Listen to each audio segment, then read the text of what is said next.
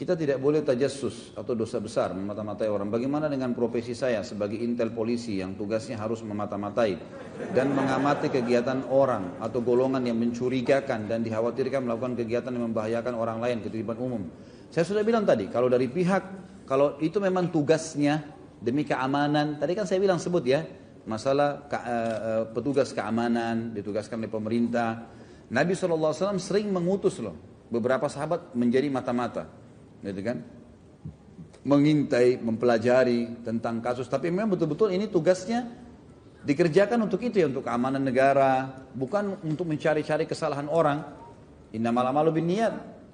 Kalau antum murni tugasnya itu, memang pemerintah tugaskan dan dikhawatirkan ada kelompok tertentu akan memberontak misalnya, atau ada pencuri dicurigai, maka kita harus menelisik, kalau tidak kita harus menelusuri jejak-jejak mereka, kalau tidak maka mereka akan melakukan kriminal. Maka itu setahu saya tidak ada masalah.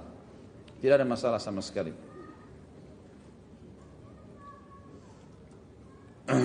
Bagaimana kalau tidak melaksanakan perintah pimpinan untuk mengawasi kelompok Wahabi yang semanhaj dengan saya gitu? Enggak, sekarang apa yang mesti dimata-matai? Kalau memang kita kan bisa diskusi sama atasan ya. Ini telusuri pengajian ini misalnya. Karena dicurigai ada 1, 2, 3, 4, 5. Kalau kita punya, memang betul ditugaskan, kita datang, tulis laporan. Pengajian ini membahas tentang ini misalnya. Kayak pengajian kita. Pengajian apa yang disembunyikan sekarang? Di shooting, di upload di YouTube, semua bisa dengar. Kalau Allah, kalau Rasul, susun poinnya. Ini yang saya temukan ini. Laporan-laporannya. Kalau membahas ini, saya tidak temukan ada pelanggaran. Buat laporan. Justru di situ poinnya. Karena bisa saja malah atasan Anda jadi tahu, oh ternyata ini benar nih pengajian. Kalau perlu bawa cuplikan, ini cuplikannya. Kan bisa selesai ya.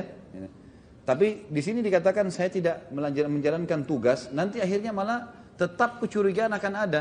Kalau antum tidak menulis laporan, maka akan ditugaskan orang lain lagi. Mungkin saya kalau laporan kita berikan maka benar akan selesai kan? Sekarang pengajian sunnah teman-teman sekalian. Mau dikatakan kumpul untuk memberontak, selalu kita larang memberontak. Nah, revolusi, jangan revolusi. Kecuali kalau masjid ditutup, dilarang sholat, saya sudah jelaskan kemarin. Mau dikatakan kumpul tentang kemaksiatan, tidak ada kemaksiatan. Kita malah ajar orang tinggalkan kemaksiatan. Disuruh menjadi baik, berubah menjadi baik kan. Mau dibilang buat ugal-ugalan, apalah ya. Bicara masalah politik, nggak pernah kita bicara masalah politik di sini. Nggak ada pengajian Sunda bicara politik, itu mustahil. Pilih si fulan, melakukan begini, harusnya kita begini. Tak pernah bicara masalah itu. Ilmu syar'i halal haramnya Allah kerjakan. Profesinya Anda salah, ingatkan, kita ingatkan. Kalau yang benar silakan pertahankan, kan seperti itu. Jadi tidak ada sesuatu yang perlu disembunyikan. Kalau dikatakan ini pengajian Wahabi lah harus diperhatikan, apa pengajian Wahabi itu? Tulis laporannya. Antum tulis laporan tentang yang dikatakan pengajian Wahabi itu ternyata isu seperti ini. Ini data-datanya. Berikan lengkap kepada atasan. Siapa tahu dapat hidayah. Bukan mustahil karena memang tidak ada direkayasa kok.